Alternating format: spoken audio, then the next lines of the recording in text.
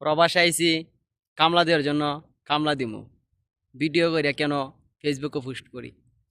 তো এমন কিছু কিছু বাইরে আছে যে তারা নাকি প্রশ্ন করে যে আমি প্রবাসে আইছি এ কামলা দেওয়ার জন্য, কামলা দিমু ভিডিও কেন করে ফেসবুকে পোস্ট করি। আচ্ছা, আমি বলতে চাই আপনাদের এত মাথা ব্যথা উঠছে কেন? কিছু কিছু ভাই আছে যে তারা এরকম মন্তব্য করে, যে আমি বলতে চাই আপনাদেরকে, আপনাদের এত মাথা ব্যথা উঠছে কেন? যে একজন যদি ভালো কিছু করতে চাই, আপনি ভালো লাগলে অবশ্যই ভিডিও দেখবেন, ভালো না লাগে ভিডিও দেখার প্রশ্ন নাই।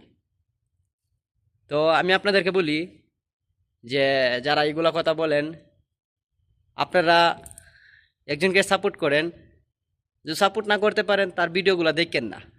তাকে এরকম মন্তব্য করা, এরকম কিছু করা, মানে এটা আপনার পরিচয়টা আপনি নিজে দিতেছেন, এটাই। তো ইনশাল্লাহ আসি কাজের পাশাপাশি প্রবাসে ভিডিও করবো, ভিডিও কইরা ফেসবুকে পোস্ট করবো। আর আপনার যত দেবেন আপনাকে দাওয়াত লইলেও আমার এদিকে আসবেন।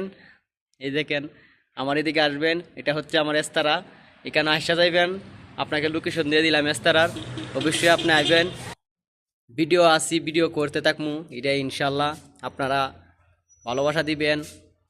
আর একটা জিনিস, যদি কিনে কিছু করতে চান, অবশ্যই 10জন মানুষ থাকলে 5জনের বাজে কিছু করবে আর 5জনের সাপোর্ট করবে, এটাই। আর সাপোর্ট বাজে কিছু যারা বলে, তারা একদিন আপনাকে দেখে জ্বলে বেশি, এটাই বাস্তবতা।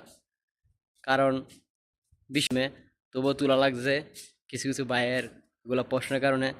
তো সবাই ভালো থাকবেন, সুস্থ থাকবেন, আল্লাহ হাফেজ।